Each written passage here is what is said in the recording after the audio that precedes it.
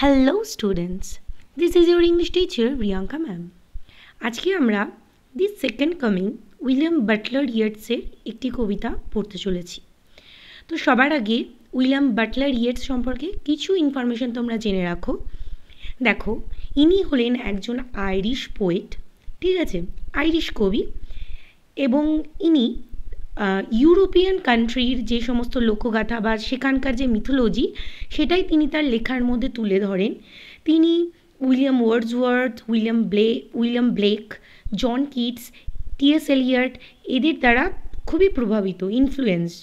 ওকে, তো এখানে আমরা দি সেকেন্ড কামিং, এবার আসি আমরা কবিতাটিতে। ওকে, তো দেখো, দ্য সেকেন্ড কামিং এই যে কবিতাটি, এটি 1919 সালে লেখা হয়েছিল এবং 1920-তে এটি প্রথমবার আর কি পাবলিশ করা হয় দি ডায়াল নামক একটি ম্যাগাজিনে।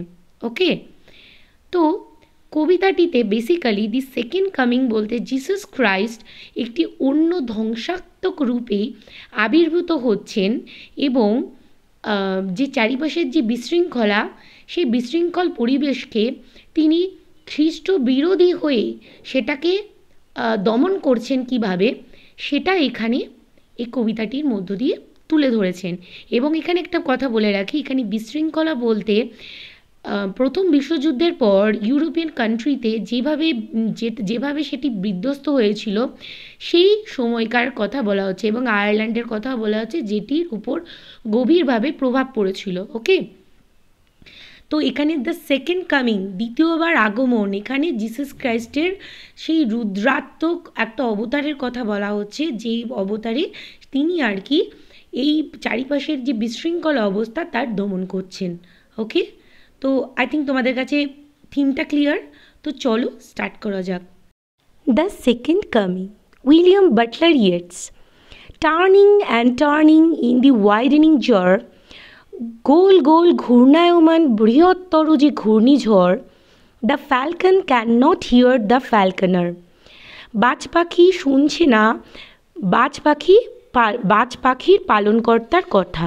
ফ্যালকনার মিন্স বাজ পাখিকে যে আর কি ট্রেন করে, মানে তার যে আর কি খেয়াল রাখে, তার পালনকর্তা। ওকে, তো এই দুটো লাইনের স্পেসিফিক মানে লাইন ওয়ার্ড বাই ওয়ার্ড এটাই মানে, বাট এর ইনার মানেটা আমি তোমাদেরকে বলি যে জিসাস মানে প্রথম বিশ্বযুদ্ধের পরে ইউরোপিয়ান কান্ট্রির যে পরিস্থিতি, সেটি প্রথম লাইনটি, কবিতাটির প্রথম লাইন বোঝাচ্ছে। ঠিক আছে, কি বলছে যে এই যে বৃহত্তর, যে এই যে গোল গোল ঘূর্ণায়মান, যে এই যে বৃহত্তর ঘূর্ণিঝড়, যেটি আর কি সেই সময়কার বিশৃঙ্খল পরিস্থিতিকে ক্রমশ আর কি গ্রাস করছিল ইউরোপিয়ান কান্ট্রিকে। ঠিক আছে, তো তাই বলছে যে এই যে বৃহত্তর ঘূর্ণিঝড়, এটি যেন সেই সময়কার পরিবেশকে, মানুষকে, সমস্ত কিছুকে যেন গিলে নিচ্ছে।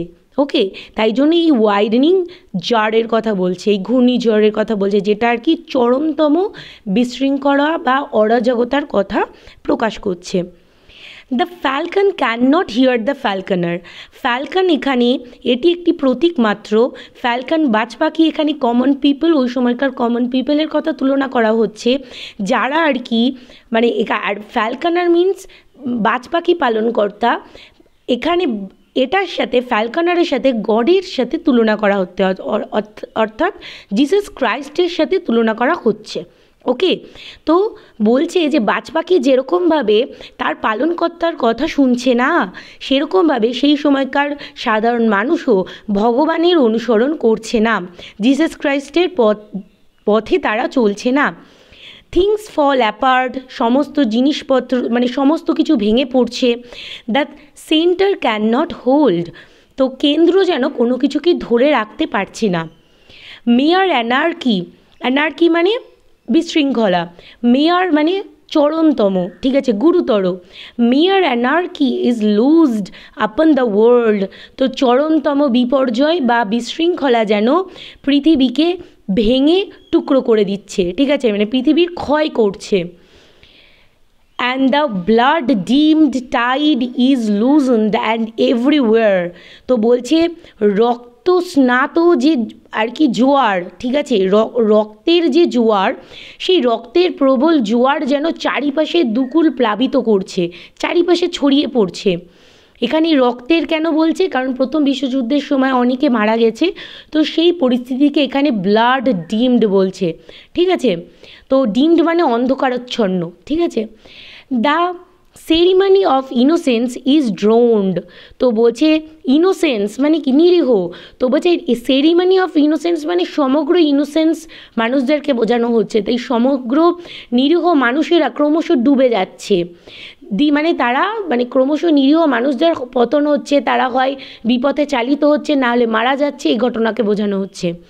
The best lack all conviction while the worst are full of passionate intensity, তো বলছে দ্য বেস্ট মানে যারা খুবই ভালো, lack all conviction, conviction means তাদের চরম বিশ্বাস, প্রবল বিশ্বাসের কথা বলা হচ্ছে, তো তাদের বিশ্বাসের অভাব দেখা যাচ্ছে, যারা আর কি প্রবল ভালো মানসিকতার, তাই খুব ভালো মনের মানুষদের বিশ্বাস হারাচ্ছে তারা, এবং যেখানে খুব খারাপ মনের মানুষেরা তারা আর কি গভীর আত্মবিশ্বাসের সাথে ঘুরে বেড়াচ্ছে।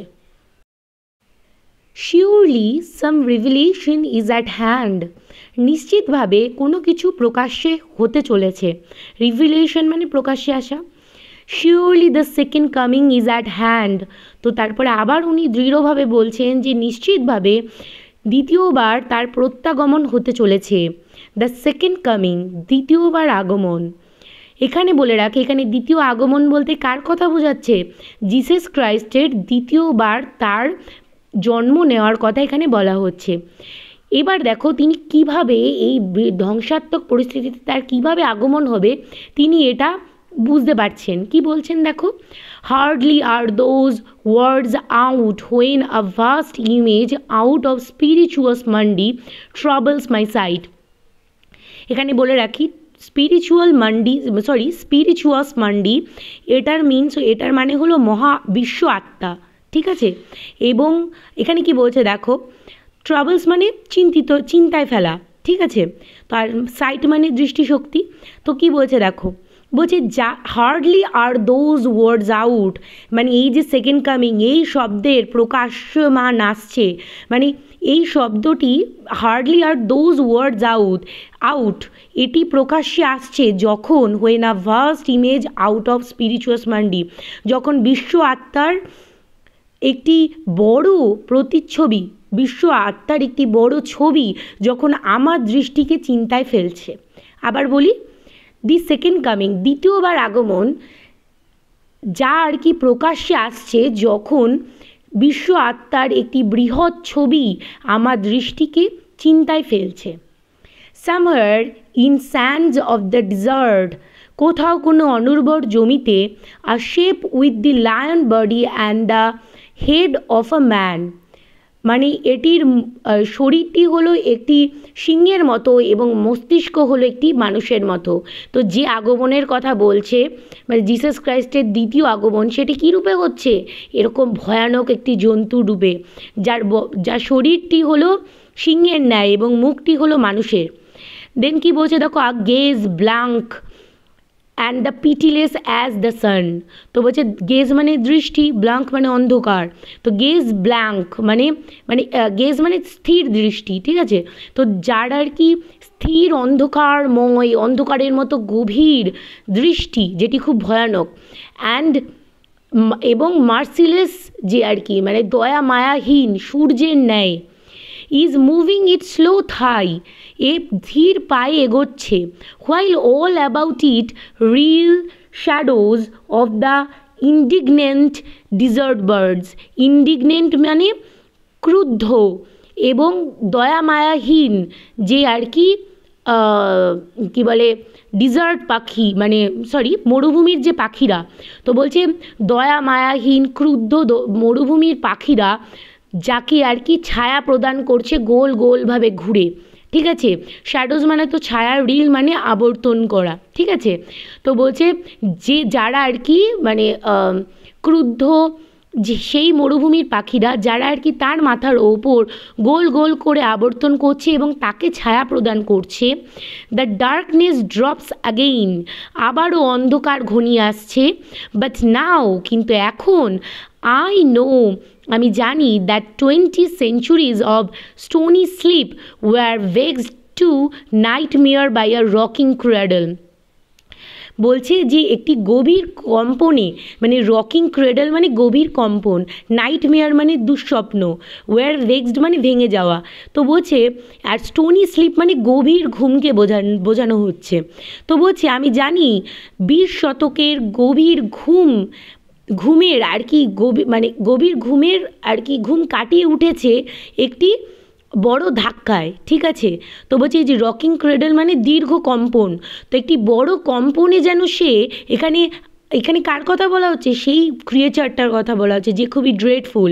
তো বলছে সে যেন, তাকে দেখে মনে হচ্ছে যেন সে দীর্ঘ বছরের মানে দীর্ঘ 20 শতকের গভীর ঘুম কাটিয়ে উঠেছে একটি দুঃস্বপ্নের দ্বারা, যেটি কিসের জন্য হয়েছে, গভীর কম্পনের মাধ্যমে, রকিং ক্র্যাডল। ওকে, তো এখানে একটা কথা বলি, দেখো এই যে প্যাসেজটা এখানে মানে কি বলছে, প্রথম বিশ্বযুদ্ধের ইম্প্যাক্টের কথা বলছে, যাকে রকিং ক্রেডল বলছে, ঠিক আছে। সেই ইম্প্যাক্টে যেন সে জেগে উঠেছে, তার নতুন আগমন হয়েছে একটি ধ্বংসাত্মক রূপে, ঠিক আছে। তো এটা তারপরে দেখো কি বলছে, and what rough beast its hour come round at least, এই যে ভয়ানক এই যে বিস্ট, ঠিক আছে। তো বলছি এই আর কি ক্রমশ এগিয়ে আসছে, স্লাউচেস টুয়ার্ডস ব্যাথলহাম টু বি বর্ন। তো বলছে সে কি এই টলমলো পায়ে এই যে বিশৃঙ্খলভাবে ক্রমশ এগিয়ে আসছে ব্যাথলহামের দিকে জন্মানোর জন্য। দ্যাট মিন্স ব্যাথলহাম হলো জিসাস ক্রাইস্টের জন্মস্থান। ওকে, তো জিসাস ক্রাইস্ট যেখানে জন্মেছিলেন সেই ব্যাথলহাম শহরের কথা বলা হচ্ছে, যেহেতু তিনি তারই একটি দ্বিতীয় রূপ, তো তাই বলছে যে তিনি কি সেই ব্যাথলহাম শহরে জন্মাচ্ছেন আর কি কোনো মানে খ্রিস্ট বিরোধী কোনো ধ্বংসাত্মক রূপ নিয়ে এই বিশৃঙ্খলাকে দমন করবেন, তাই, ঠিক আছে। এটাই এর গভীরতম অর্থ, ঠিক আছে। এখানে বলে রাখি, এখানে কোথাও না কোথাও এই কনসেপ্টটাকে ক্রিয়েট করেছে যখন আর কি জিসাস ক্রাইস্ট জন্মেছিলেন তার 2000 বছর আগে, তখন চরম বিশৃঙ্খলা ছিল, সেটার জন্য সেই বিশৃঙ্খলাকে ওভারকাম করার জন্য জিসাস ক্রাইস্টের জন্ম হয়েছিল। তার পরবর্তীকালে মানে যখন আবারও এরকম এই প্রথম বিশ্বযুদ্ধের সময়ে যখন এরকম বিশৃঙ্খলা ক্রিয়েট হচ্ছে, তখন কবি এটা আশা করছেন যে সেকেন্ড কামিং হবে। তারপরে তিনি এটা ব্যঙ্গাত্মকভাবে বলছেন এই সেকেন্ড কামিং যে সেই কামিং হবে না, ঠিক আছে। এই আগমন এটি হবে খুবই ভয়াবহ, খুবই দুর্বিষহভাবে ভগবান এইবার সমস্ত অপরাধীদের শাস্তি দেবেন, ঠিক আছে। তো তাই বলছেন যে এই যে বিস্ট, এই যে ওয়াইল্ড বিস্ট, এ যেন খ্রিস্ট বিরোধী রূপ নিয়ে জন্মাচ্ছেন, যে আর কি জিসাস ক্রাইস্টের যে আর কি ধর্মাবলী তার অবসান ঘটিয়ে সে চরম আর কি ওয়াইল্ডলি, ঠিক আছে, মার্সিলেসলি পানিশ করবে এই ওয়ার্ল্ডকে, যারা আর কি এই ওয়ার্ল্ডকে আর কি এরকম বিশৃঙ্খলা অবস্থায় ফেলেছে। That's it. তো এটাই এই কবিতার অন্তর্নিহিত অর্থ। আশা করি তোমরা বুঝতে পেরেছো, এবং এর যে আর কি পোয়েটিক যে টার্মসগুলো এটা আমি ব্যাখ্যা করব, এটি তোমাদের নেক্সট ভিডিওতে ব্যাখ্যা করব। তো আশা করি তোমরা পুরো লাইন বাই লাইন বুঝেছো। কেউ যদি কোনো লাইনের মানে না বুঝতে পারো কমেন্ট সেকশনে কমেন্ট করবে, আমি সবার ডাউটস ক্লিয়ার করব। তো এখানে ভিডিওটা শেষ করছি। ভিডিওটি ভালো লেগে থাকলে অবশ্যই লাইক এবং শেয়ার করবে, আর আমার চ্যানেলটি সাবস্ক্রাইব এবং বেল আইকনটি প্রেস করতে ভুলো না, যাতে আমার ভিডিওগুলো তোমার কাছে সবার আগে পৌঁছায়। তো এখানেই ভিডিওটি শেষ করছি। আজকের জন্য টাটা, সবাই ভালো থেকো।